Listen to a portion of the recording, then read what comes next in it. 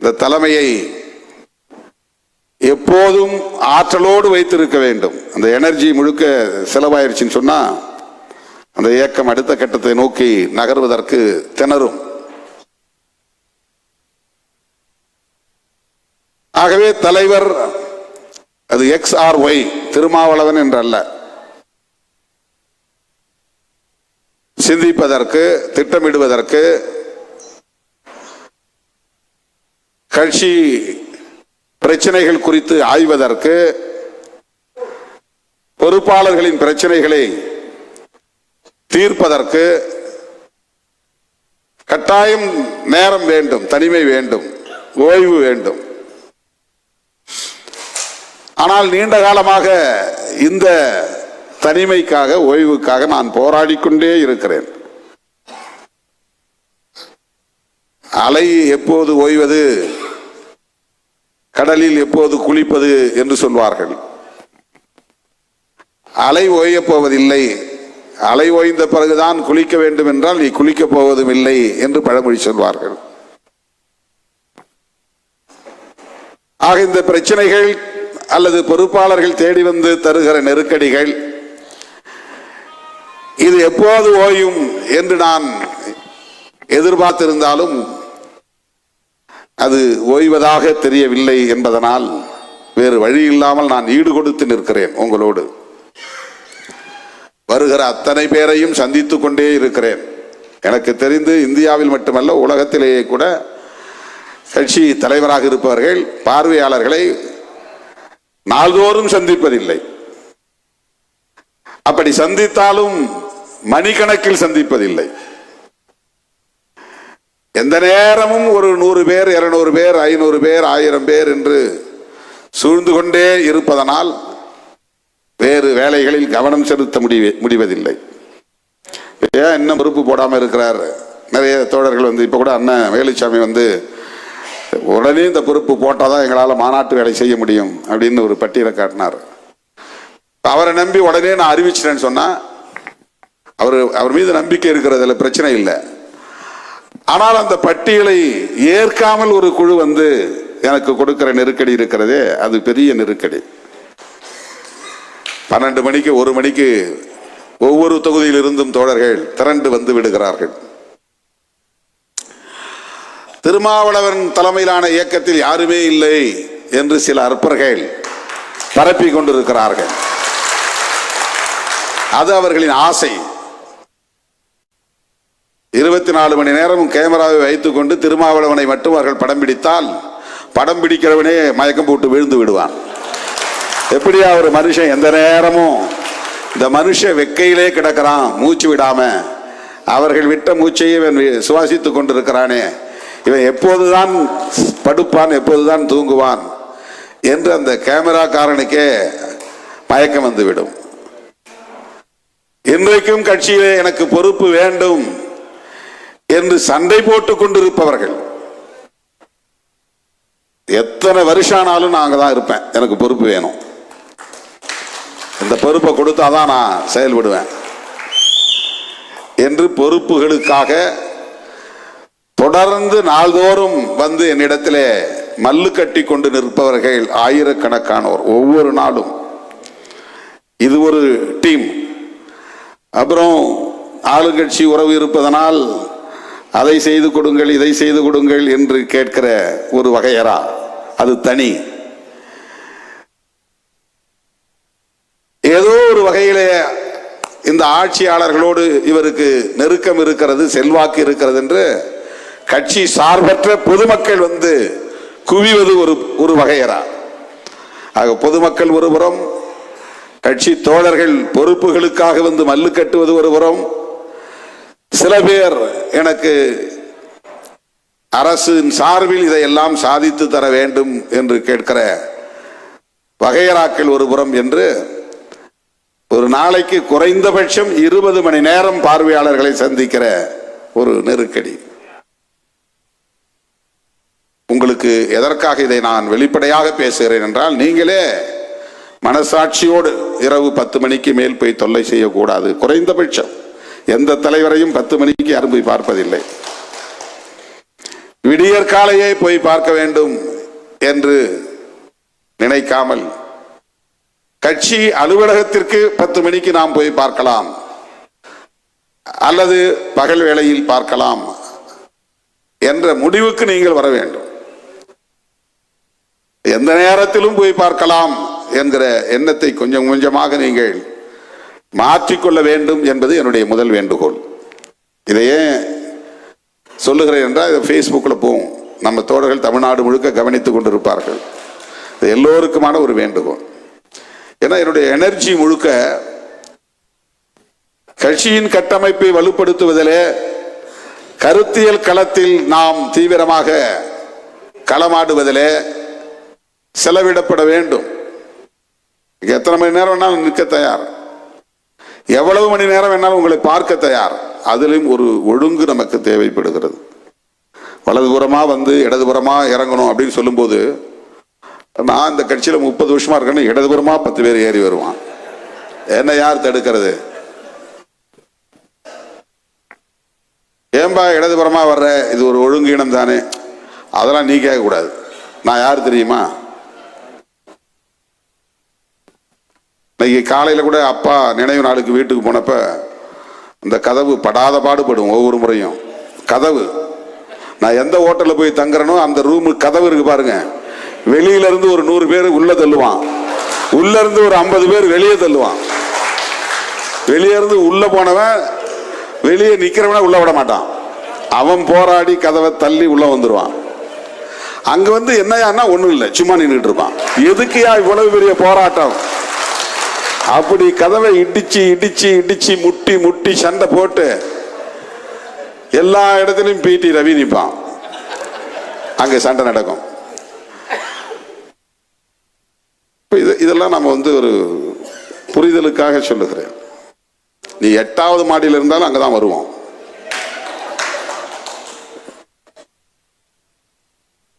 நாளுக்கு நாள் நாம் கட்சியை வலுப்படுத்த வேண்டுமானால் இது போன்ற சின்ன சின்ன பிரச்சனைகளில் நம்மிடையே ஒரு கட்டுப்பாடு என்பது வளர வேண்டும். ஒரு தலைவர் வந்திருக்கார், ரூம்ல இருக்காருப்பா, எல்லாம் கீழே நில்லு, ரிசப்ஷன்ல உட்கார், எல்லாம் வெளியே நில்லு, பொதுமக்களுக்கு தொல்லை பண்ணக்கூடாது. நான் ஒவ்வொரு முறையும் ஹோட்டலில் சாப்பிட போனா நான் சாப்பிட்றது 2 இட்லி 1 தோசை தான். ஆனா நான் கட்டுற பில்லு 12,000 13,000. என்னுடைய 2 இட்லி 1 தோசைக்கு நான் கட்டுற செலவு வந்து 12,000. ஏன்னா கூட வர்ற அத்தனை பேர் உள்ள நுழைஞ்சிருவாங்க. சரி உட்காந்து சாப்பிடுப்பா, பொதுமக்களுக்கு இடையூறு பண்ணக்கூடாது. நம்மள மாதிரி எத்தனை பேர் பொதுமக்கள் உட்காந்துருப்பாங்க, அவங்களை இடையூறு பண்ணக்கூடாது.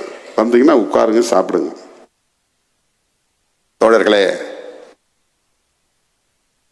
கொஞ்ச நேரம் நீங்க சோர்வா இருந்தீங்க, நீங்க மகிழ்ச்சியா இருக்கணும், உற்சாகமா இருக்கணும் அப்படிங்கிறதுக்காக ஒரு சுய விமர்சனத்தை உங்கள் முன்னால் நான் வைத்தேன். இது நமக்கு நாமே பேசிக்கொள்கிற ஒரு சுய விமர்சனம். சில அற்பர்கள் இதையும் எடுத்து போடுவான், வெட்டி போடுவான். அதெல்லாம் கண்டுக்காதீங்க. அவெல்லாம் யாரும் இருக்கிறது இம்மெட்டீரியல், அதெல்லாம் ஒரு பொருட்டே கிடையாது. அவருக்கு ஜாதி புத்தி அப்படின்னு சொல்லிட்டேன், உடனே எனக்கு ஜாதி புத்தின்னு ஒரு வீடியோ போடுறான் ஒருத்தன். எதையாவது வந்து எதிர்த்து பேசணும், மறுத்து பேசணும். ஏன்னா இந்த அரசியல் என்பது சூது நிறைந்த அரசியல், சூழ்ச்சி நிறைந்த அரசியல், நயவஞ்சகம் நிறைந்த அரசியல். அப்படிப்பட்ட அரசியல் களத்தில் தாக்கு பிடித்து 1/4 நூற்றாண்டுக்கு மேலாக தேர்தல் அரசியலில் வெற்றிகரமாக இயங்குகிற இயக்கம் விடுதலை சிறுத்தைகள் கட்சி.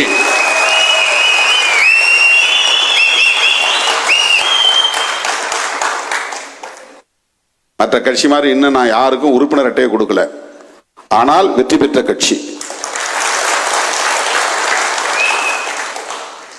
அங்கீகரிக்கப்பட்ட கட்சி, தவிர்க்க முடியாத கட்சி, ஆட்சி அதிகாரத்தில் பங்கேற்றுள்ள கட்சி, இந்தியா முழுவதும் பேசப்படுகிற கட்சி, பிறமொழிக்காரனும் கிங் மேக்கர் திருமாவளவன் என்று சொல்லத்தக்க கட்சி. இதுதான் பல பேருக்கு அடிவயிறு எரியுது. என்னையா பண்றான் திருமாவளவன், எப்படி இந்த கட்சியை இந்த அளவுக்கு கொண்டு வந்தான், இந்த பாயிண்ட்டுக்கு கொண்டு வந்து நிறுத்தி இருக்கிறானே, எந்த பேஸும் இல்லை, பின்புலம் இல்லை, ஆதரவு தெரிவிப்பதற்கு ஆள் கிடையாது. பாருங்க, மாநாட்டுக்கு மாநாடு இப்படிதான் 500, 200, 100 மாநில பொறுப்பாளர்களே வந்து 500 ரூபா தான் கொடுத்துட்டு போறாங்க. நம்முடைய சக்தி அவ்வளவுதான். ஆனாலும் இதை நாம் விடவில்லை. நீங்களும் காத்திருந்து, நீண்ட நேரம் காத்திருந்து வரிசையில் நின்று இதை எப்படியாவது அண்ணன் கையில் ஒப்படைக்க வேண்டும் என்று ஒப்படைத்து படம் எடுத்து அதை சமூக ஊடகத்திலே பதிவு செய்யக்கூடிய அளவுக்கான அந்த உறவு, தலைமைக்கும் இயக்க தோழர்களுக்கும் இடையிலே இருக்கிற அந்த உறவு, அதுதான் இந்த இயக்கத்தை இந்த அளவுக்கு கொண்டு வந்து நிறுத்தி இருக்கிறது.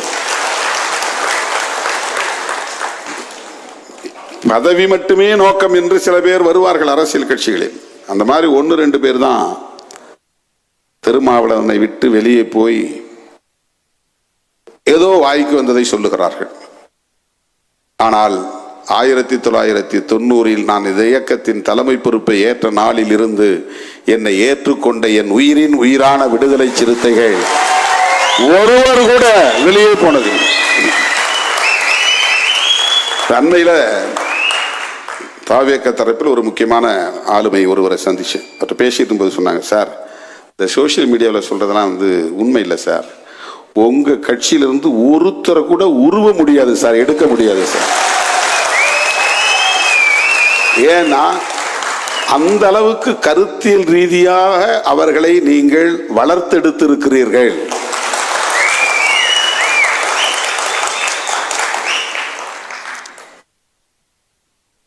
ஒவ்வொருத்தரை பற்றியும் அப்படி சொல்ல முடியும். 30 வருஷம் 35 வருஷம் என் கூட இருக்கிறாங்க, சண்டை போடுவாங்க, எனக்கு இந்த முறை ஏன் வாய்ப்பு கொடுக்கல, எனக்கு ஏன் இந்த பொறுப்பு கொடுக்கல.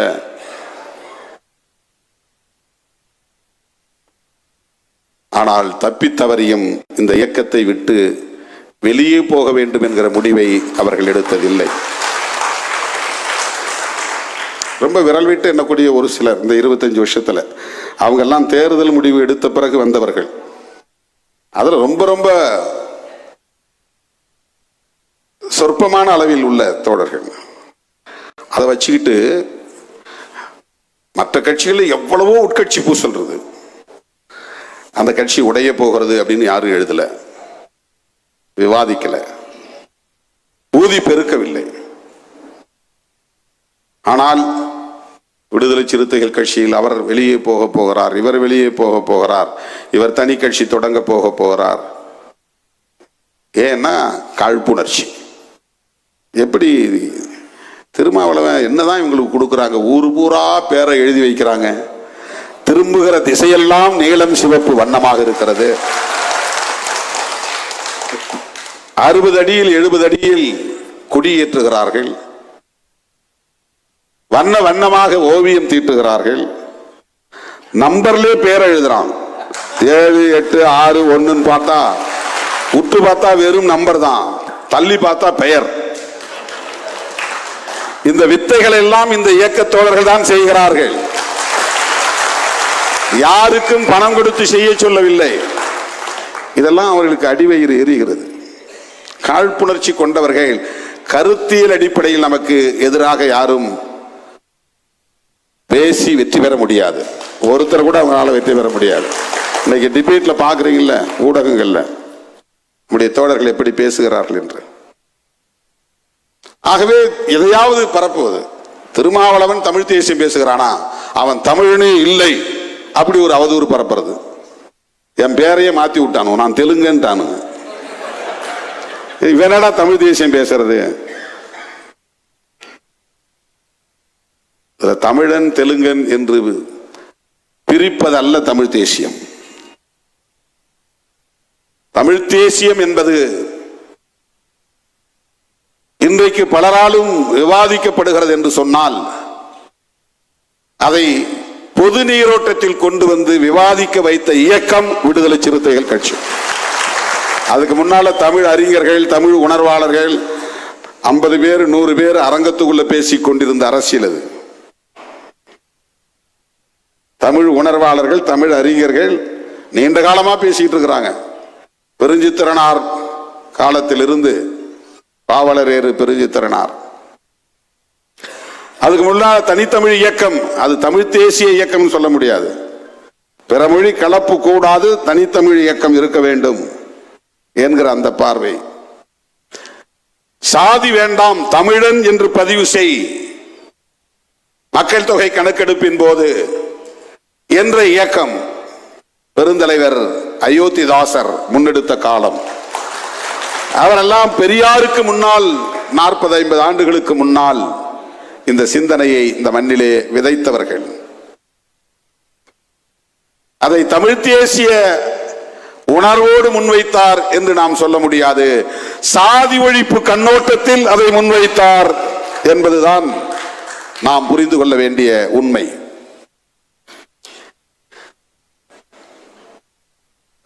மொழியை பாதுகாக்க வேண்டும், இந்தி இங்கே வந்து ஆதிக்கம் செய்யக்கூடாது.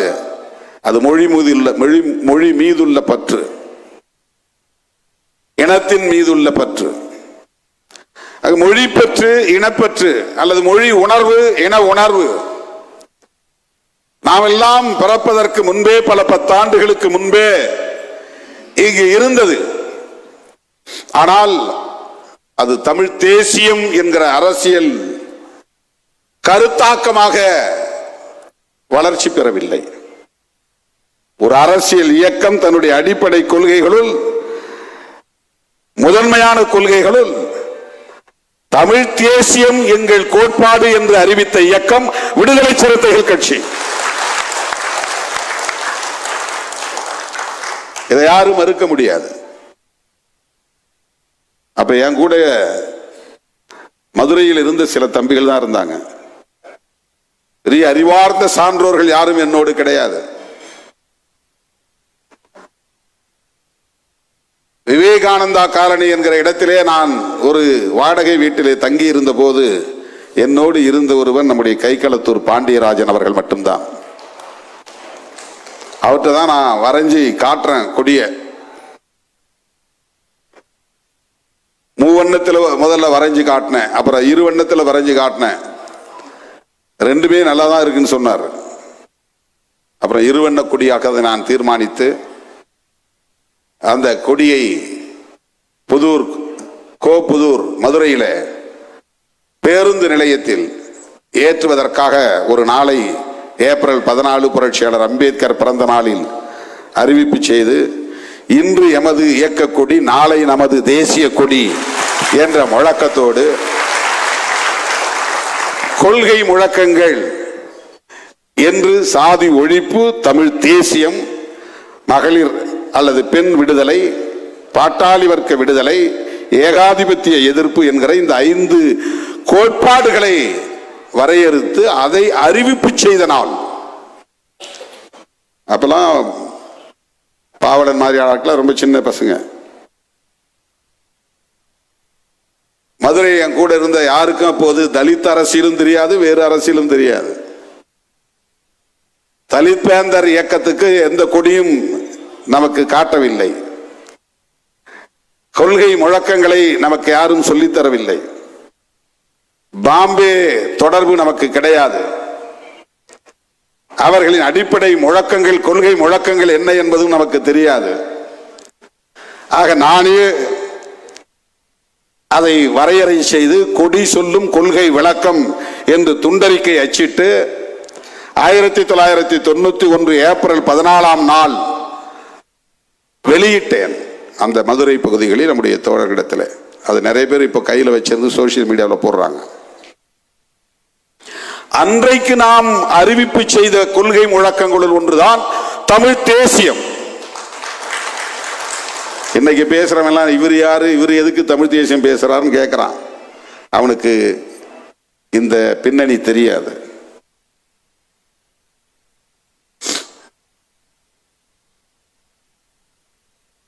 இந்திய அளவில் அம்பேத்கர் இயக்கங்கள் எந்த இயக்கமும் மொழிவழி தேசியத்தை ஒரு கொள்கை முழக்கமாக அல்லது கோட்பாட்டு முழக்கமாக முன்வைத்திருக்கிறார்கள் என்று எனக்கு தெரிந்து இல்லை. மொழி தொடர்பான பார்வை உண்டு, தேசிய இனம் தொடர்பான பார்வை உண்டு. ஆனால் ஒரு கட்சியின் அடிப்படை கொள்கைகள், கோட்பாடுகள், அதுல மொழிவழி தேசியம் என்கிற ஒரு கோட்பாடு, அதுதான் தமிழ் தேசியம். தமிழ் என்பது மொழி, மொழிவழி தேசியம் என்பதை ஒரு கோட்பாடாக நாம் முன்வைத்தோம். அதை வைத்ததனால்தான் விடுதலை புலிகளை ஆதரிக்கிற நிலைப்பாட்டை நாம் எடுக்க முடிந்தது.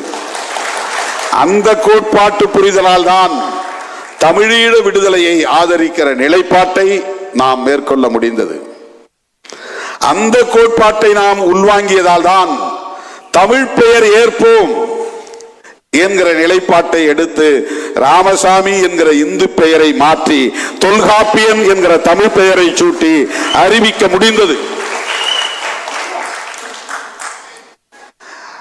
அந்த கொள்கையை ஏற்றுக்கொண்டதால் தான் திமுகவும் அதிமுகவும் மட்டுமே மொழி போராளிகளின் வீரவணக்க நாளை கொண்டாடி கொண்டிருந்த போது, அப்படி ஒரு பாரம்பரியம் இல்லாத திராவிட கட்சிகளில் இருந்து தோன்றாத ஒரு அம்பேத்கர் இயக்கம் மொழி போராளிகளின் வீரவணக்க நாளை கொண்டாட முடிவு செய்தது. ஒவ்வொரு ஆண்டும் ஜனவரி 25ஆம் நாள் கொருக்குப்பேட்டையில் இருக்கிற நடராசன் தாளமுத்து நினைவிடத்திற்கு சென்று பல்லாயிரக்கணக்கான சிறுத்தைகள் கூடி வீரவணக்கம் செலுத்துகிற நிகழ்வை கடைபிடித்து வருகிறோம். இந்த நிலைப்பாட்டை எடுப்பதற்கு எது உந்துதல் அளித்தது என்றால், நாம் உள்வாங்கி இருக்கிற தமிழ் தேசியம் என்கிற அரசியல் தான். மும்மொழி கூடாது, இருமொழிதான். இது அண்ணா சொன்னது, இது திமுக கொள்கை. அதனால் நாம் அதை பேச வேண்டிய தேவையில்லை என்று நாம் புறந்தள்ளி போகவில்லை, விலகி நிற்கவில்லை. நாம் வாங்கி இருக்கிற, உள்வாங்கி இருக்கிற அரசியல், ஏற்றுக்கொண்டிருக்கிற கோட்பாடு தமிழ் தேசியம். ஆகவே இந்த மண்ணில் இந்தி நுழைந்துவிடக் கூடாது, இந்தி வாழாக்களின் ஆதிக்கம் இங்கே வலுப்பெற்றுவிடக் கூடாது, வடவர் ஆதிக்கம் கூடாது என்கிற அடிப்படையில் மும்மொழியை ஏற்க மாட்டோம். தமிழ், ஆங்கிலம் இந்த இருமொழி கொள்கையை தமிழ்நாடு ஏற்றுக்கொண்டிருக்கிற நிலையில் இந்தியை எதிர்ப்போம் என்று இந்தி எதிர்ப்பை நாம் முன்னிறுத்துகிறோம். இந்தி எதிர்ப்பு, இந்தி திணிப்பு எதிர்ப்பு என்பது வழக்கமாக திமுக அல்லது அதிமுக, அதிலிருந்து தோன்றிய மதிமுக, இது திராவிட இயக்கங்களின் வழித்தோன்றல்கள். அவர்கள் அதை முன்னெடுப்பது வழக்கம். ஆனால் அதற்குள்ளே நுழைந்து இந்தி திணிப்பை மூர்க்கமாக எதிர்க்கிற நிலைப்பாட்டை, தீவிரமாக எதிர்க்கிற நிலைப்பாட்டை, ஒரு திராவிட இயக்கத்தை போல களமாடுகிற ஒரு நிலைப்பாட்டை தமிழ் மண்ணில் முதலாக எடுத்த இயக்கம் விடுதலை சிறுத்தைகள் கட்சி. இதெல்லாம் உங்களுக்கு ஒரு புரிதல் வேண்டும். எப்படியெல்லாம் நம்ம நிலைப்பாடுகளை எடுத்திருக்கிறோம், காய்களை நகர்த்தி இருக்கிறோம், எப்படி தாக்குப்பிடித்து இந்த களத்திலே நின்று இருக்கிறோம் என்பதை புரிந்து கொள்வதற்காக சொல்லுகிறேன். இந்த இயக்கத்தை ஒரு தமிழ் தேசிய இயக்கமாகவும் இந்த கோணத்தில் இருந்து புரிந்து கொள்ள முடியும். இந்த இயக்கத்தை ஒரு பெண்ணிய இயக்கமாகவும் புரிந்து கொள்ள முடியும். வேளச்சேரி தீர்மானத்திலே நான் முன்மொழிந்தேன். அதை முன்மொழிந்த போது பலருக்கும் புரியவில்லை, அதிர்ச்சியாக இருந்தது. கீழ்மட்டத்தில் இருந்து மேல்மட்டம் வரையில் எல்லா பொறுப்புகளையும் கலைத்துவிட்டு தலித் அல்லாதவர்களே வாருங்கள், கட்சி நிர்வாகத்திற்கு வாருங்கள், இந்த இயக்கத்திலே இணைந்து கொள்ளுங்கள், பெண்களே வாருங்கள், சிறுபான்மை சமூகத்தை சார்ந்தவர்களே வாருங்கள் என்று அழைப்பு விடுக்கிற தீர்மானம், அதை நான் முன்மொழிந்தேன். அன்றைக்கு அந்த மாநில மையக்குழு ஏற்றுக்கொண்டது. அதுதான் வேளச்சேரி தீர்மானம். அந்த நாளிலிருந்து இந்த நாள் வரையில் பெண்களை படிப்படியாக ஒவ்வொரு அமைப்பின் ஒவ்வொரு மட்டத்திலும் பொறுப்புகளில் அமர வைத்து அவர்களை அரசியல் படுத்தி வருகிறோம். தமிழ்நாட்டிலேயே பெண்களுக்கென்று இத்தனை சதவீதம் கட்சி பொறுப்பிலே நாங்கள் நியமனம் செய்வோம் என்று வெளிப்படையாக அறிவித்த இயக்கம் விடுதலை சிறுத்தைகள் கட்சி. பெண்களுக்கு என்ன முன்னுரிமை கொடுத்துட்டீங்க, முக்கியத்துவம் கொடுத்துட்டீங்க அப்படின்லாம் விவாதங்கள் வரும். சைலண்டா கேட்டுக்குவோம். நிறைய வரணும், உள்ள நிறைய வந்தாதானே அதுக்கான ஆப்ஷன் என்பது, ஆப்பர்ச்சுனிட்டி என்பது உருவாகும். அங்கொன்றும் இங்கொன்றுமாகத்தான் தொடக்க காலங்களில் வந்தார்கள். இன்றைக்கு ஓரளவுக்கு இந்த நேரத்திலும் கூட இந்த அவையில் பெண்கள் அமர்ந்திருப்பதை நம்மால் பார்க்க முடிகிறது. 90களில் அப்படி பார்க்க முடியாது. நரச்சத்தில் ஒரு ஆள் கூட இருக்க மாட்டாங்க, பெண்கள் ஒரு ஆள் கூட இருக்க மாட்டாங்க, எல்லாம் இளம் சிறுத்தைகளாகவே இருப்பார்கள். அதனால்தான் நான் 2008 வரையிலும் இளைஞர் அணியை உருவாக்கவில்லை. நாமே இளைஞர்கள் தான், அப்புறம் தனியா என்ன இளைஞர் அணி? நானே ஒரு இளைஞன் தான், அப்புறம் எதுக்கு தனியா ஒரு இளைஞர் அணி? இயக்கமே இளைஞர் அணி தான் என்று அப்படி ஒரு தனி அமைப்பையே உருவாக்கவில்லை. 2008க்கு பிறகுதான் அப்படி ஒரு அமைப்பை நாம் உருவாக்கினோம். இன்றைக்கு எல்லா மட்டங்களிலும் கட்சியிலும் பெண்கள், மகளிர் அணி தனியே, இளஞ்சிறுத்தைகள் அமைப்பில் பெண்கள், ஒவ்வொரு அணியிலும் 2 செயலாளர். இதெல்லாம் எந்த கட்சியிலுமே கிடையாது, எந்த கட்சியிலுமே கிடையாது. போன தேர்தலில் ஏன் பெண்களுக்கு இடம் கொடுக்கல அப்படின்லாம் நிறைய பேர் கேள்வி கேட்டாங்க. 2001 2 பெண்களுக்கு இடம் கொடுத்தேன், அதை யாரும் பாராட்டல.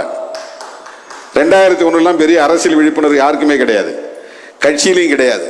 நானே தேடி பிடித்து 8 தொகுதியில பெண்களுக்கு வாய்ப்பு கொடுக்கணும் அப்படின்னு, சமயநல்லூர் தொகுதியில் ஒரு பெண்மணி, அவினாசி தொகுதியில் ஒரு பெண்மணி, இன்னொரு கட்சியிலிருந்து தான் அவங்களெல்லாம் எடுத்து போட்டோம்.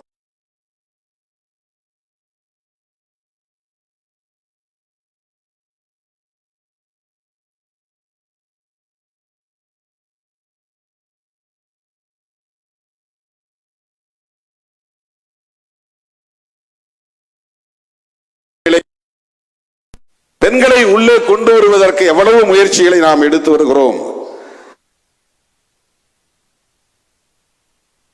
அதிகார வலிமைப்படுத்துவதற்கான முயற்சிகளை மேற்கொண்டு வருகிறோம் என்கிற போது அந்த கோணத்திலே பார்த்தால் இந்த இயக்கம் ஒரு பெண்ணியவாத இயக்கம்.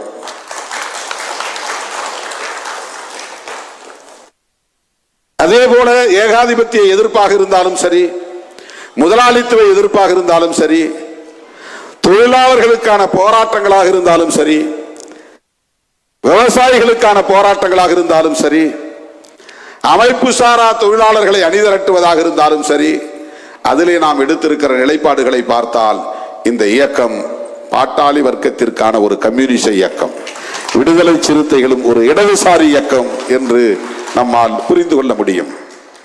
இது ஒரு இடதுசாரி இயக்கம். நம்மை பார்த்து ஒரு சாதியவாத முத்திரை குத்தி ஓரங்கட்ட பார்க்கிறார்கள், ஒதுக்கி வைக்க பார்க்கிறார்கள். நமக்கு ஒரு குறிப்பிட்ட சாதியின் மீது மட்டும்தான் பற்று இருக்கிறது. இப்ப அண்மையில ஒருத்தர் பேட்டி கொடுத்திருக்கிறார்.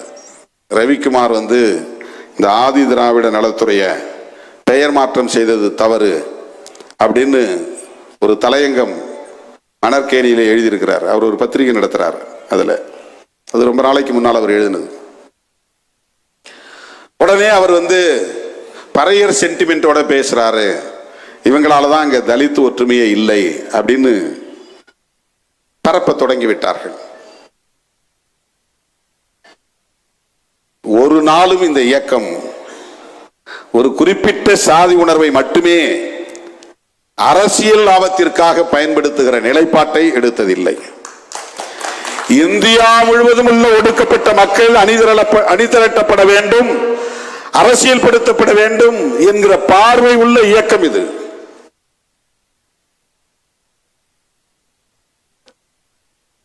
ஒரு குறிப்பிட்ட சாதி பெருமையை பேச வேண்டும் என்று எப்போதும் எத்தனித்ததில்லை.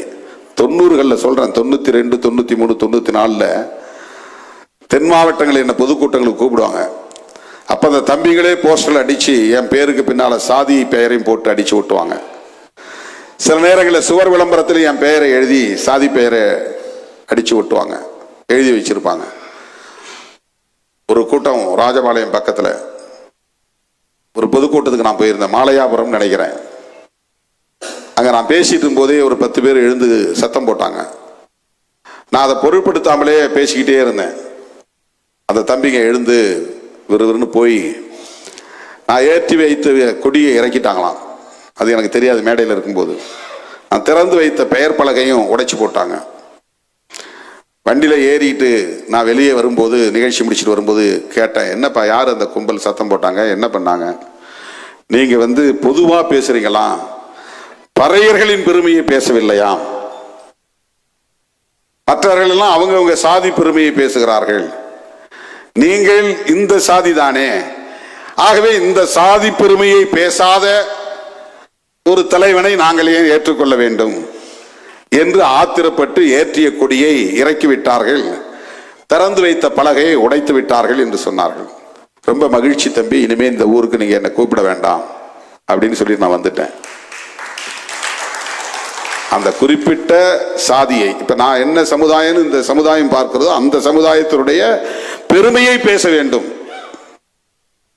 அப்படி பேசாததுனால அவங்க பரவாயில்ல, இவங்க பரவாயில்ல, இவங்க சாதி பெருமையை பேசுறாரு, அவர் அவங்க சாதி பெருமையை பேசுறாரு, திருமாவளவன் என்னோ பொதுவான பேச்சை பேசிட்டு இருக்கிறாரு, அவரு நமக்கு வேண்டான்னு நான் சொன்னேன். சாதி பெருமை பேசக்கூடியவர்களுக்காக இந்த இயக்கம் இல்லை, சாதி ஒழிப்பு பேசக்கூடியவர்களுக்காகத்தான் இந்த இயக்கம்.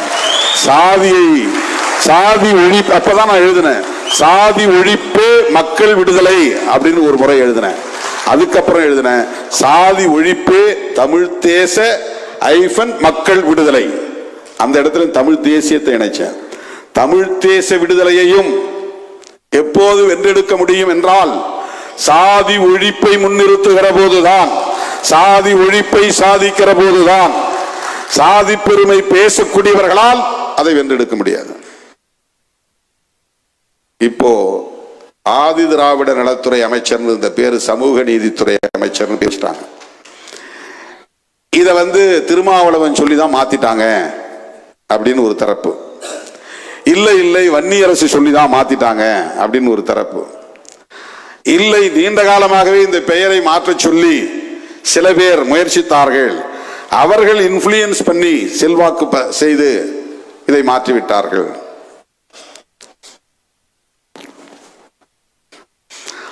ஆதி திராவிடர் பெயரே சாதி ஒழிப்புக்கு தேவை என்கிற அடிப்படையில் முன்மொழியப்பட்ட ஒரு பெயர்.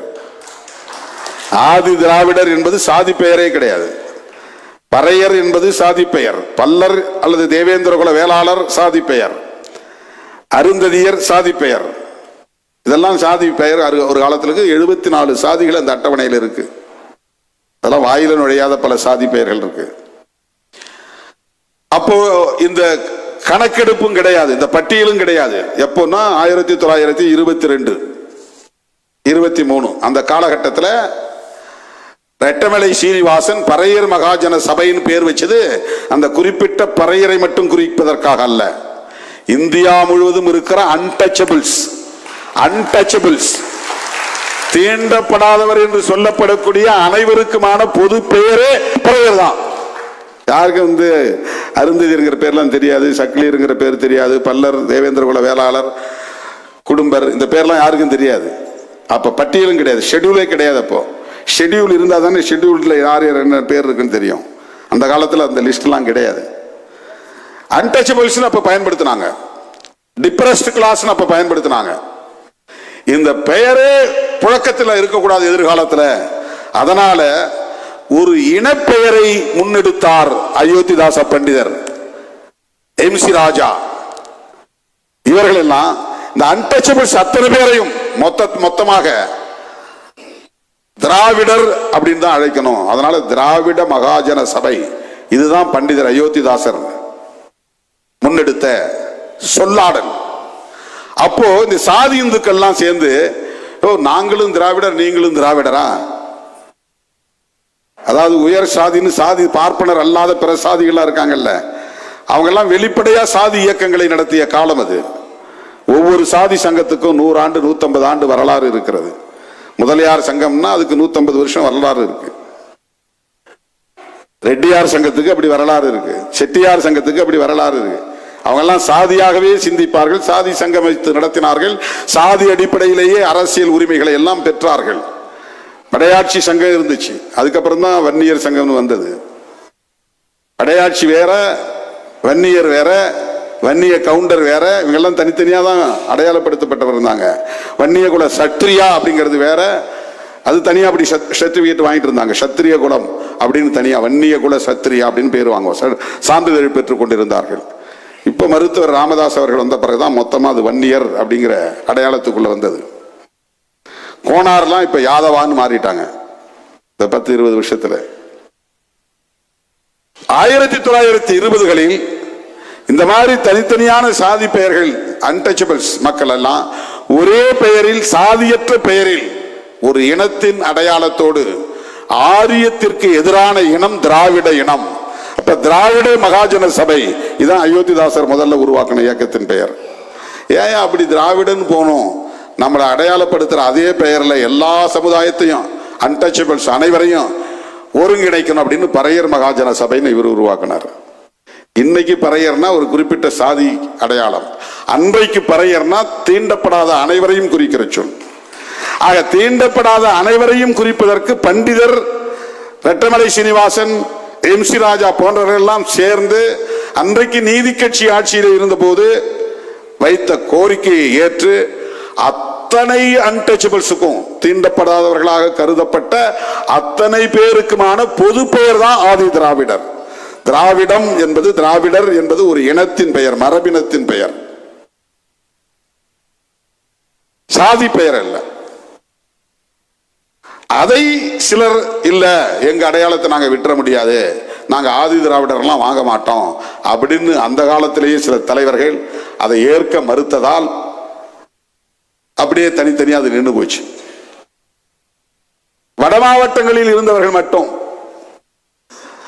ரொம்ப நெருக்கமா அரசியல் தொடர்புகளிலே இருந்த பகுதியை சார்ந்தவர்கள் ஆதி திராவிடர்னு பேரை மாத்திக்கிட்டாங்க. அப்படி பேரை மாற்றாத சிலர் தென் மாவட்ட, திருச்சிக்கு தெற்குன்னு எடுத்துக்கிட்டா பறையர். இப்ப எனக்கே வந்து SSLC ஃபர்ஸ்ட் பேஜ்ல ஆதி திராவிடர்னு முதல்ல எழுதி கொடுத்துட்டாங்க. திட்டக்குடியில் நான் படித்தேன். அதை கொண்டு வந்து அரியலூர் தாசில்தார் ஆபீஸில் கொடுத்து நான் கம்யூனிட்டி சர்டிஃபிகேட் கேட்டேன். அரியலூர் மாவட்ட ஆட்சித்தலைவரும் தாசில்தாரும் என்ன பண்ணிட்டாங்க, நான் சொல்றது 1978, நான் SSLC முடிச்சப்ப, இல்லை இப்படி போட்டால் நான் கம்யூனிட்டி சர்டிஃபிகேட் கொடுக்க மாட்டேன், நீ போய் பறையன்னு எழுதிட்டு வா, அப்பதான் சர்டிஃபிகேட் கொடுப்பேன்ட்டாங்க. அங்கனூர்ல இருந்து அரியலூருக்கு வரணும்னா நடந்து தான் வரணும், 2 காட்டை தாண்டி வரணும். எனக்கு அழுகையா அப்படி அழுக வந்துருச்சு. எப்படா திருப்பி போயிட்டு மறுபடியும் எப்படி வர்றது? அவர் அலைஞ்சி நடந்தே வந்து 2 ஆறு, 2 ஓடை, 2 காடுலாம் தாண்டி திட்டக்குடி போய் அங்க கொண்டு போய் எங்க ஆபீஸ், எங்க ஹெட்மாஸ்டர்கிட்ட கொடுத்தேன். அழுதுகிட்டே சொன்னேன், எனக்கு சர்டிஃபிகேட் கொடுக்கல சார், ஏதோ இதுல பிரச்சனை இருக்கு அப்படின்னு. இப்போ பட்டாபின்னு ஒரு சயின்ஸ் டீச்சர் இருந்தார், அவர் வாங்கி பார்த்துட்டு கரெக்டு தான், இவங்க சொல்லி அனுப்பிச்சிருக்காங்க, அந்த மாவட்டங்கள் எல்லாம் ஆதி திராவிடன் போட மாட்டாங்க, அங்க வந்து தனித்தனியா சாதி பெயரை சொல்லி தான் வாங்குறாங்க, அதனால இந்த ஃபர்ஸ்ட் பேஜ்ல நீங்க பக்கத்திலே எழுதுங்க அப்படின்னு இந்த ஆதி திராவிடர் பக்கத்துல பறையன் அப்படின்னு எழுதி கொடுத்தாங்க. அதை வாங்கிட்டு வந்து அரியலூர்ல கொடுத்து, அதுக்கப்புறம் எனக்கு சாதி சான்றிதழ் கொடுத்தாங்க. அதை வாங்கிட்டு போய் கொடுத்தது பிறகுதான் நான் PUC சேர்ந்தேன் விருத்தாசலத்தில். அப்பெல்லாம் கம்யூனிட்டி சர்டிஃபிகேட் ரொம்ப முக்கியம். ஆதி திராவிடர் என்பது ஒரு பொது பெயர், சாதி பெயர் அல்ல. அது ஒரு இனத்தின் பெயர், சாதி பெயர் அல்ல. சாதி ஒழிப்புக்கான முயற்சியால் கையாளப்பட்ட ஒரு பெயர் சொல். அது சாதி ஒழிப்புக்காக கையாளப்பட்ட பெயர் சொல். அதை மட்டுமே அப்படியே கொண்டுட்டு வந்திருந்தா, பயன்படுத்திட்டு வந்திருந்தா, இந்த சாதி பட்டங்கள்லாம் மறந்து போயிருக்கும். இப்ப 100 வருஷம் ஆகி போச்சு. 1922, இப்ப 2022, 100 ஆண்டுகள் கடந்து போச்சு.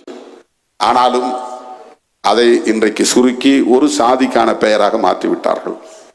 இப்ப நாம் அதில் பொருட்படுத்தவே இல்லை. அதை மாத்து, இதை மாத்து அப்படிலாம் நம்ம போய் சொல்றது கிடையாது. அவங்களே மாத்திட்டாங்க, சமூக நீதித்துறைன்னு. எங்களுக்கு அதிர்ச்சியாகத்தான் இருந்தது. வன்னியரசு என்ன கோரிக்கை வச்சார்னா, நாங்க SCன்றதுனால எங்களுக்கு அந்த துறையை தரணுமா, ஏன் எங்களுக்கு வேற துறை தரக்கூடாதா அப்படின்னு தான் ஒரு கேள்வி எழுப்பினார். அதாவது அந்த துறையை எங்களுக்காக, விடுதலை சிறுத்தைகள் கட்சி ஒரு தலித் கட்சி என்று நீங்கள் கருதுவதாக இதிலிருந்து எங்களுக்கு தெரிகிறது. தலித்துகளுக்காக மட்டுமல்ல, அனைத்து தரப்பு மக்களுக்காகவும் போராடுகிறவர்கள் நாங்கள். ஆகவே ஏன் இன்னொரு துறை, ஏதோ ஒரு துறை XRY அதை கொடுங்களேன். இதுதான் அவர் வச்சது. அது ஏதோ விடுதலை சிறுத்தைகள் அல்லது வன்னி அரசு சொல்லிதான் ஆதி திராவிட நலத்துறை என்பதை சமூக நீதித்துறைன்னு மாத்திட்டாங்க அப்படின்னு ஒரு கருத்து பரப்பப்படுகிறது. ரவிக்குமார் அவர்கள் அருந்ததியர் சமூகத்தில் ஒரு 7 சமூகம் ஒன்னா சேர்ந்து எங்களை அருந்ததியர்னு கொடுங்கன்னு வாங்கிட்டாங்க. தேவேந்திர குல வேளாளர்கள் ஒரு 7 சாதி தனித்தனியாக இருந்தது, அதையெல்லாம் ஒன்னா சேர்த்து தேவேந்திர குல வேளாளர் அப்படின்னு ஒரு சான்றிதழ், ஒரு அரசாணை வாங்கி கொண்டார்கள். மற்ற சாதிகள் அனைத்தையும், அது என்ன பேர் இருந்தாலும் 74ல் 14 போச்சுன்னா மிச்சம் 60. 60 சாதிகளையும் மைக்ரோ லெவல்ல இல்லாம 40,000 பேர், 50,000 பேர், 10,000 பேர், 5,000 பேர், 4 பேர் அப்படிலாம் இருக்கிறாங்க சாதியில், எஸ்சி பட்டியல்ல நிறைய சாதிகள். அவங்களுக்கெல்லாம் இடஒதுக்கீடே கிடைக்கிறது இல்லை. மொத்தம் 74 சாதிகள்ல 3-4 சாதிகள் தான் இடஒதுக்கீட்டு பயனை அனுபவிக்க முடிகிறது. மற்றவர்கள் அதை பெற முடிவதில்லை என்கிற ஒரு விமர்சனமும் இருக்கு, குறைபாடு இருக்கு. அதனால இவங்க எல்லாத்தையும் ஒரே பெயர்ல திரும்ப அதே எங்கள் முன்னோடிகள் மூத்த தலைவர்கள் கேட்டு பெற்ற அந்த அடையாளத்தின்படி ஆதி திராவிடர் என்றே ஏன் அரசாணை பிறப்பிக்க கூடாது? இதுதான் அவர் கேட்டது. அவருக்கு எந்த உற்சாதி பார்வையெல்லாம் கிடையாது, விடுதலை சிறுத்தைகளுக்கே கிடையாது. தலித்துகளுக்காக போராடுகிறோம். தலித்துங்கிற சொல்ல உடனே பயன்படுத்தக்கூடாதுமா, பிஜேபி காரணம் பயன்படுத்தக்கூடாதும்பாங்க, இந்த சாதியவாதம் பேசக்கூடியவர்களும் பயன்படுத்தக்கூடாதும்பாங்க. ஒரு சாதிக்கு மட்டும் போராடுகிறவன் ஒரே சாதி அடையாளத்தோடு இயங்கலாம். இந்தியா முழுவதும் இருக்கிற ஒடுக்கப்பட்ட சாதிகள் அனைவரையும் ஓரணியில் திரட்ட வேண்டும் என்கிற போது நமக்கு ஒரு பொது சொல் தேவைப்படுகிறது. அது சர்வதேச அடையாளத்தை கொண்ட சொல், அதுதான் தலித். அதுக்கு பேர் என்னன்னா நொறுக்கப்பட்ட மக்கள்னு பேர், புரோக்கன் பீப்புள்னு பேரு. தலித் என்கிற சொல்லுக்கு நேரடியான பொருள் நொறுக்கப்பட்டவர்கள். அதான் இவங்க ஒன்றாக இல்லை, ஒரு உருவமாக கூட இல்லை, அந்த அளவுக்கு நொறுக்கப்பட்டு இருக்கிறார்கள், சிதறடிக்கப்பட்டு இருக்கிறார்கள். ஒரு கம்யூன் என்று சொல்லக்கூடிய அளவுக்கு இவர்கள் இன்னும் சாதி உணர்வு இவங்கள்ட்ட இல்லை. அதனாலதான் இவங்க ஒரு சாதியா ஒரு வடிவத்துக்குள்ள வரல. அதனாலதான் இந்த பறையர்வாதம் பேசுறவங்க எல்லாம் நம்ம சாதி உணர்வை பேசினாதான் ஒண்ணு சேர்க்க முடியும், நீ ஏன் சாதி ஒழிப்பை பேசுறீங்க என்ற வாதத்தையும் வைக்கிறார்கள். அது ஒரு புறம். ஆனால் விடுதலை சிறுத்தைகள் அம்பேத்கரை புரிந்து கொண்ட இயக்கம். புரட்சியாளர் அம்பேத்கர் அவர்கள் இந்தியா முழுவதும் இருக்கிற இந்த ஒடுக்கப்பட்ட மக்களின் விடுதலைக்காக தன்னை ஒப்படைத்துக் கொண்ட தலைவர். ஆனாலும் அந்த காலத்தில் அவரை அவர் சார்ந்த மகர்கள் மட்டும்தான் ஏற்றுக்கொண்டார்கள். அவர் சொல்லி அவர் விடுத்த அழைப்பை ஏற்று மகர் சமூகத்தை சார்ந்தவர்கள் தான் பௌத்தத்தை தழுவினார்கள். இது பிராக்டிகலா நடைமுறையில் உள்ள பிரச்சனை, இது அதை தவிர்க்க முடியாது. ஆனால் அவருடைய பார்வை என்பது ஒரு குறிப்பிட்ட சாதிக்கான அரசியல் அல்ல, குறிப்பிட்ட சாதிக்கான விடுதலை அல்ல, குறிப்பிட்ட சாதிக்கான மேம்பாடு அல்ல. அப்படிப்பட்ட உட்சாதி பார்வை என்பது அவரிடத்தில் இல்லை. அதனால் விடுதலை சிறுத்தைகளிடத்திலும் அது இல்லை.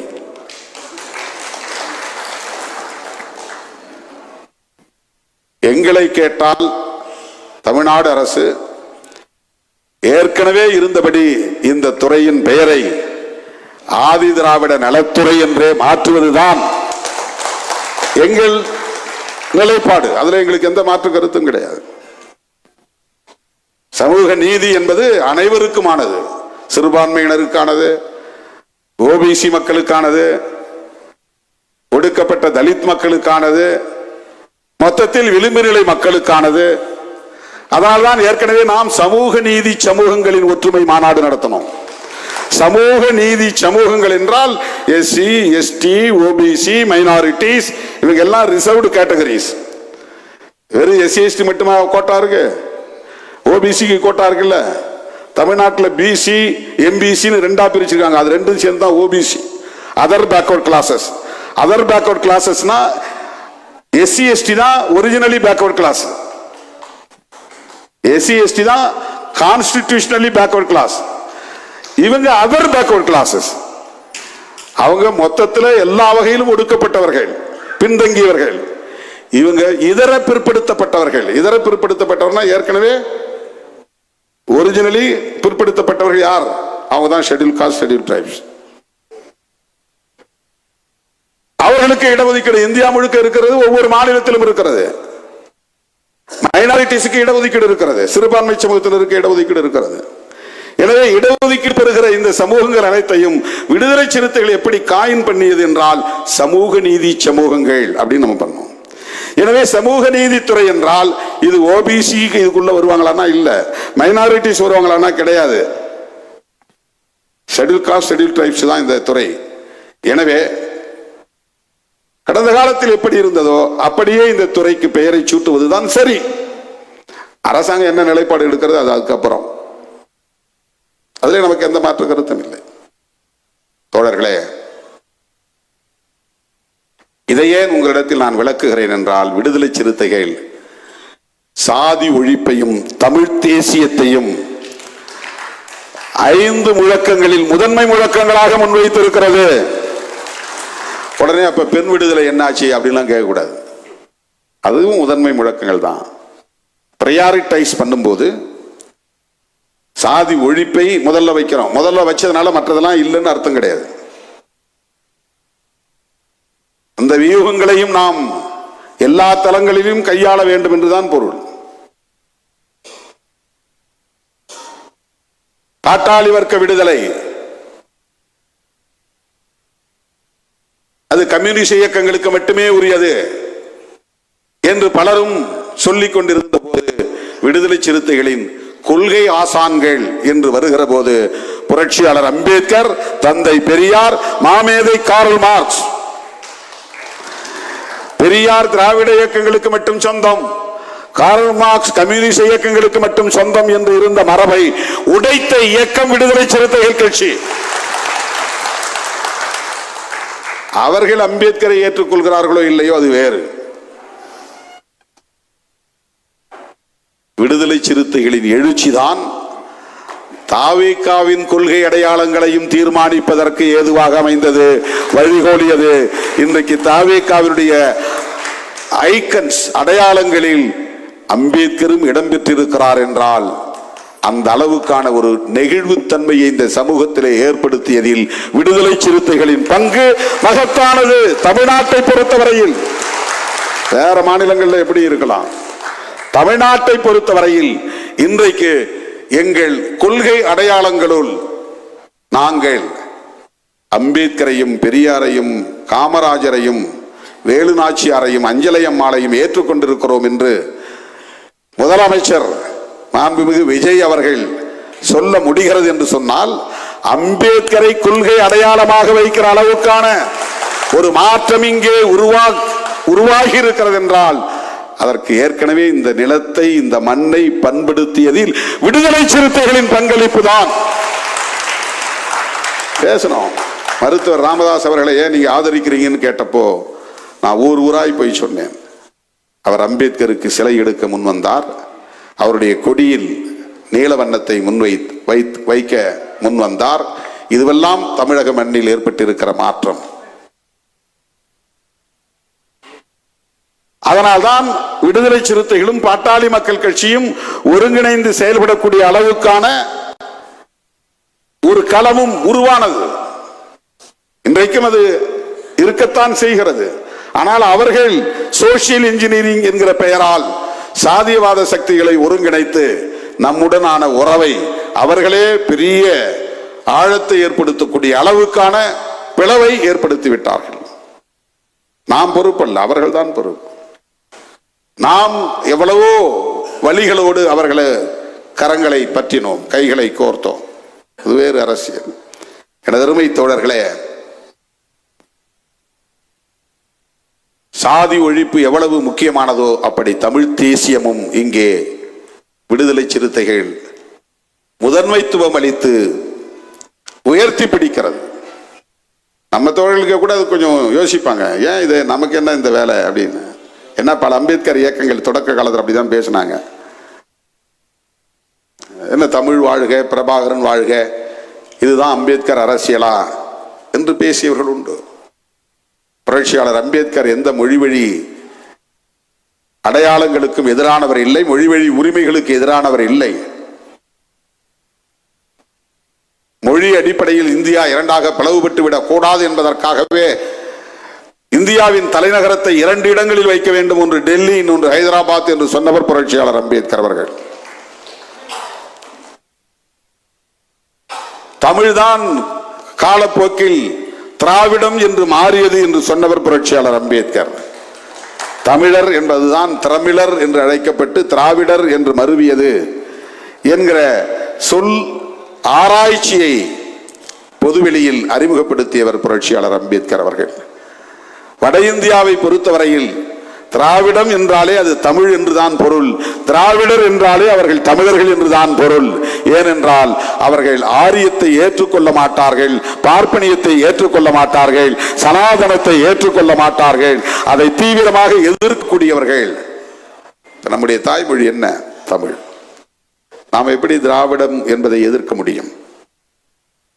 ஆனா இன்னைக்கு திராவிட அரசியலை எதிர்க்கக்கூடியவர்கள் தமிழ் தேசியவாதிகளாக தங்களை அடையாளப்படுத்திக் கொள்கிறவர்கள் தமிழ் தேசியத்தை பார்ப்பனியத்திற்கு எதிராக நிறுத்தாமல், இந்துத்துவத்திற்கு எதிராக நிறுத்தாமல், இந்தி வாளாக்களுக்கு எதிராக நிறுத்தாமல், பார்ப்பன பனியாக்களுக்கு எதிராக நிறுத்தாமல், வடவர் ஆதிக்கத்திற்கு எதிராக நிறுத்தாமல், ஆரிய ஆதிக்கத்திற்கு எதிராக நிறுத்தாமல் தெலுங்கர்களுக்கு எதிராக போய் நிறுத்துகிறார்கள். கருணாநிதி எதிர்ப்பிலே கொண்டு போய் நிறுத்திவிட்டார்கள், திமுக எதிர்ப்பிலே கொண்டு போய் முடக்கிவிட்டார்கள். திமுக எதிர்ப்பு என்பது வேறு, அது அரசியல் பகை. திமுக என்கிற ஒரு அரசியல் இயக்கத்தை எதிர்ப்பது என்பது வேறு. ஆனால் திமுகவை எதிர்ப்பதுதான் தமிழ் தேசியத்திற்கான ஒரே வழி என்று சொல்லுவது என்பது வேறு. கருணாநிதிக்கு பேனா வைத்தால் உடைப்பேன், இது திமுக மீதான வெறுப்பு. திமுகவுடைய நிலைப்பாடுகளை எதிர்ப்பது திமுக மீதான வெறுப்பு. திராவிட இயக்கத்தையே சிதைப்போம். பெரியாரே ஒரு மண், பெரியார் ஒரு கன்னடர், சில பேர் அவரை தெலுங்கர் என்றும் சொல்லுகிறார்கள். கன்னடரை எதிர்ப்பது, தெலுங்கரை எதிர்ப்பதா தமிழ் தேசியம்? பண்டிதர் அயோத்திதாசர் ஆரியத்திற்கு எதிராகத்தான் திராவிடம் என்கிற சொல்லை கையாண்டார். எனவே திராவிடம் என்கிற சொல் பண்டிதரின் வழித்தோன்றல்களுக்கு சொந்தமானது, அரசியல் வழித்தோன்றல்களுக்கு. திராவிட அரசியல் என்பது ஆரிய பார்ப்பனியத்திற்கு எதிரான சொல். அதனால ஆதி திராவிடர் என்று சொல்லுவது ஒரு குறிப்பிட்ட சாதியை குறிக்காது. அந்த இடத்தில் தான் விடுதலை சிறுத்தைகள் பெரியாரை இனி யாராவது கொச்சைப்படுத்தினால் சிறுத்தைகள் இனி அமைதி காக்க மாட்டோம் என்று சொல்ல வேண்டிய தேவை அங்கிருந்துதான் வந்தது. உடனே அந்த கும்பல் நம்மள திமுக சொம்பு என்று விமர்சிக்க தொடங்கினார்கள். ஏன் திமுகவோடு தொடர்ந்து பயணிக்கிறோம்? பயணித்தோம், வேறு வழி இல்லாமலா, வேறு வாய்ப்பு இல்லாமலா? அதிமுக பக்கம் போயிருக்க முடியாதா? பாஜக பக்கம் போயிருக்க முடியாதா? தேர்தலுக்கு முன்பே தாவேக அழைத்த போது போயிருக்க முடியாதா? எந்த பைண்டிங்கும் கிடையாது. நாம பேசக்கூடிய அரசியலுக்கு நெடுங்காலமாக இயைந்து போகிற ஒரு அரசியலை திராவிட கட்சிகள், குறிப்பாக திராவிட முன்னேற்ற கழகம், பெரியார், அண்ணா ஆகிய தலைவர்களை முன்னிறுத்தி பேசி வருகிறது. சமத்துவபுரம் கலைஞர் கண்டறிந்த ஒரு புரட்சிகரமான செயல் திட்டம் அது. அது எவ்வளவு தூரம் நடைமுறைக்கு வெற்றிகரமாக அமைந்தது என்பது வேறு. ஆனால் அந்த சிந்தனை வர வேண்டுமே. ஊர் வேறு சேரி வேறு என்று காலம் காலமாக பிளவுபட்டு கிடக்கிற போது இவர்கள் சேர்ந்து வாழ்வதற்கே ஒரு சூழல் இல்லையே என்று சிந்தித்த போது 60% தலித்துகள், 40% தலித் அல்லாதவர்கள், உங்களுக்கு நல்ல வீடு அரசாங்கமே கட்டி தருகிறோம், இங்கே வந்து குடியிருங்கள், இணைந்து வாழ கற்றுக்கொள்ளுங்கள் என்பதற்காக உருவாக்கப்பட்ட ஒரு திட்டம் அது. அது பெரியாரின் சிந்தனையில் இருந்துதான் தோன்ற முடியும். ஆகவே பெரியார் சிந்தனையும் அம்பேத்கர் சிந்தனையும் ஒன்று. அதை முன்னெடுக்கிற அரசியல் இயக்கமாக இருக்கிற திமுகவோடு இணைந்து பயணிப்பதுதான் சனாதனத்தை எதிர்ப்பதற்கு ஏதுவாக இருக்கும் என்பதுதான். எங்க சுற்றினாலும் நாம் சனாதனத்தை எதிர்த்து நிற்கிறோம். அதனால் பிஜேபியை விமர்சிக்கிறோம், அதனால் RSS-ஐ விமர்சிக்கிறோம். வேற என்ன நமக்கு பகை இருக்கிறது? அதில் இருக்கிற தலைவர்களோடு நமக்கு நட்பு இருக்கிறது, அது வேறு. ஆனால் கொள்கை அடிப்படையில் நாம் எதிர்க்கிறோம்.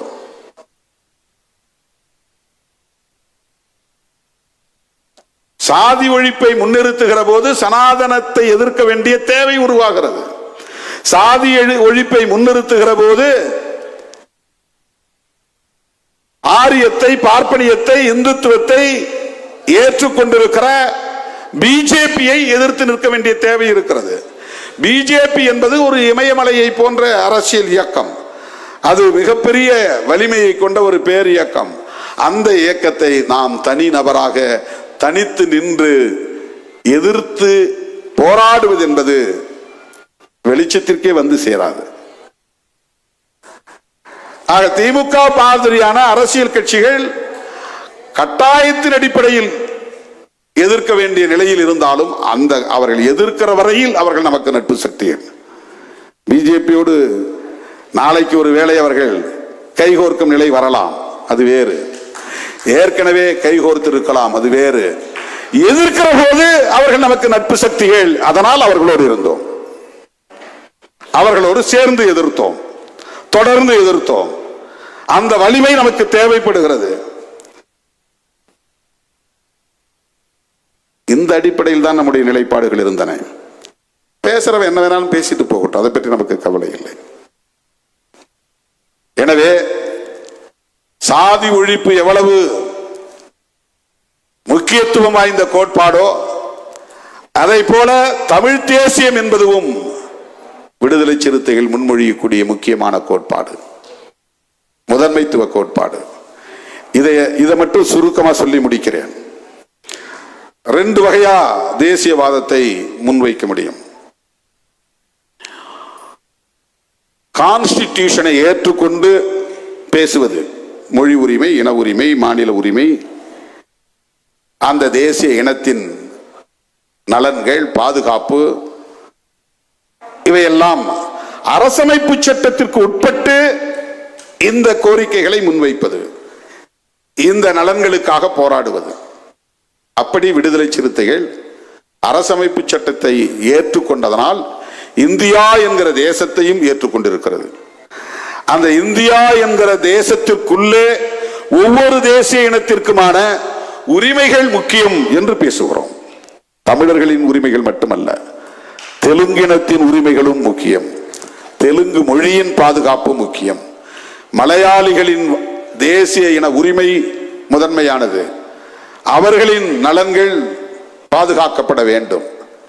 இந்த புரிதலோடு நாம் முன்மொழிகிற தேசியவாதம் தமிழ் தேசியம்.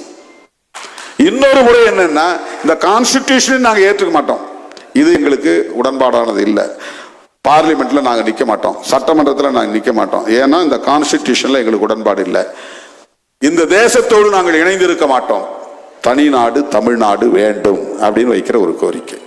இது ஒரு பார்வை. தமிழ்நாட்டிலே அப்படி தமிழ்நாடு விடுதலை படை என்கிற ஒரு இயக்கம் உருவானது. தமிழரசன் அதற்கு தலைமை தாங்கினார். அந்த இயக்கம் கருவறுக்கப்பட்டு விட்டது என்றுதான் சொல்ல வேண்டும், அழித்தொழிக்கப்பட்டு விட்டது. பஞ்சாபை தனிநாடாக்க வேண்டும் என்று போராடிய அகாலித்தல் அமைப்பு இருந்தது. அவர்கள் மத வழி அடிப்படையிலே சீக்கியர்களுக்கு ஒரு நாடு வேண்டும் அப்படின்னு கேட்டாங்க. காலிஸ்தான், அகாலித்தல்ல காலிஸ்தான். இந்தியாவிலே அப்படி பல பேர் தனிநாடு கோரிக்கைகளை வைத்த காலம் உண்டு. ஆனால் மொழி அடிப்படையிலே தமிழர்களுக்கு என்று தனிநாடு வேண்டும் என்ற கோரிக்கையை வைத்தவர் பொன்பரப்பி தமிழரசன், எங்க ஊருக்கு பக்கத்து ஊருக்காரர்.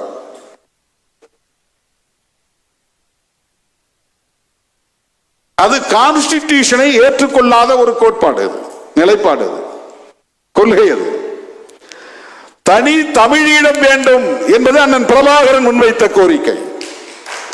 தனி தமிழீழம், சிங்களவனோடு எங்களால் சேர்ந்து வாழ முடியாது, எங்களுக்கு என்று தாயகம் உண்டு, தேசியம் உண்டு, தன்னாட்சி வேண்டும். தாயகம், தேசியம், தன்னாட்சி. உங்க கான்ஸ்டிடியூஷனை நாங்க ஏற்றுக்கொள்ள முடியாது, நாங்களே உருவாக்கிக்குவோம். உங்க பார்லிமெண்ட் எங்களுக்கு வேண்டாம், நாங்களே பார்லிமெண்ட்டை உருவாக்கிக்குவோம். உங்களுடைய வர்த்தக உறவு தனி நாடுகள் என்கிற அடிப்படையில், ஓ நாடு என் நாட்டுக்கு இடையில வர்த்தக உறவு வைத்துக் கொள்வோம். எங்கள் உற்பத்தி எங்களுக்கானது. இது ஒரு தேசியம். இது கான்ஸ்டிடியூஷனை ஏற்றுக்கொள்ளாத தேசியவாதம். நாம் இங்கே முன்வைப்பது இந்திய அரசமைப்பு சட்டம், புரட்சியாளர் அம்பேத்கர் அவர்களால் வகுத்தளிக்கப்பட்ட சட்டம். அந்த சட்டத்தின்படி இந்தியாவை ஒரு சமத்துவ இந்தியாவாக வென்றெடுக்க வேண்டும். அதற்கு சுதந்திரம், சமத்துவம், சகோதரத்துவம் என்கிற உயிர் மூச்சு கோட்பாடுகள் முக்கியம். செக்யூலரிசம் என்கிற மதச்சார்பின்மை முக்கியம். புளூரலிசம் என்கிற பன்மைத்துவம் முக்கியம். பெடரலிசம் என்கிற கூட்டாட்சி தத்துவம் முக்கியம். இதையெல்லாம் ஏற்றுக்கொண்ட விடுதலை சிறுத்தைகள் கட்சி, எங்கள் தாய்மொழி தமிழ், அது நீண்ட நெடிய பாரம்பரியம் உள்ள ஒரு மொழி. அந்த மொழியை இந்தி அழித்துவிடக் கூடாது, அதை பாதுகாக்க வேண்டும். அந்த மொழியை பேசுகிற தேசிய இனம் தனித்துவத்தோடு இயங்க வேண்டும். அவர்களை பிறமொழி பேசக்கூடியவர்கள் ஆதிக்கம் செலுத்தக்கூடாது. எங்களுக்கென்று உருவாகி இருக்கிற மாநில அரசு சுதந்திரமாக இயங்க வேண்டும். இந்திய ஒன்றிய அரசின் தலையீடுகள் இருக்கக்கூடாது. அதற்கு எங்களுக்கு தேவை மாநில சுயாட்சி. ஆக மாநில சுயாட்சி தான் நாம் பேசும் தமிழ் தேசியத்தின் முதன்மையான கருத்தியல். இரண்டாவது மிக மிக முக்கியமானது, அம்பேத்கரின் பார்வையில் சாதி ஒழிப்பதன் மூலம்தான் தமிழ் தேசியத்தையும் பாதுகாக்க முடியும், தேசிய இனங்களின் நலன்களை பாதுகாக்க முடியும். ஏனென்றால் சாதி இருக்கிற வரையில் இவன் தமிழனாகவும் ஒன்றுபட முடியாது, தெலுங்கனாகவும் ஒன்றுபட முடியாது, மலையாளியாகவும் ஒன்றுபட முடியாது, மராத்தியனாகவும் ஒன்றுபட முடியாது. சாதி இவனை கூறு போட்டு எப்போதும் பிரித்தே வைத்திருக்கும். எனவே அந்த மொழி அடிப்படையிலான தேசிய இன ஓர்மை உருவாக வேண்டுமானால் பாரதிய ஜனதா முன்மொழியக்கூடிய மதவழி தேசியத்தை அனுமதிக்க கூடாது. மதவழி தேசியம் பேசக்கூடிய அவர்கள் இந்தியாவை இந்துக்களின் தேசமாக அறிவிக்க வேண்டும் என்று துடிப்பவர்கள். அப்படி என்றால் இந்து மதம் அங்கீகரிக்கிற சாதிய கட்டமைப்பை பாதுகாக்க வேண்டும் என்பதற்காகத்தான் சாதி பெருமையை பேச சொல்லுகிறார்கள். நீ பறையன்னு பேசு, உனக்கு என்ன வேணாலும் உதவி செய்கிறோம். சங்கராச்சாரி உட்பட அத்தனை சங்பரிவார்களும் சாதி பெருமையை பேசக்கூடியவர்களை ஊக்கப்படுத்துவார்கள்.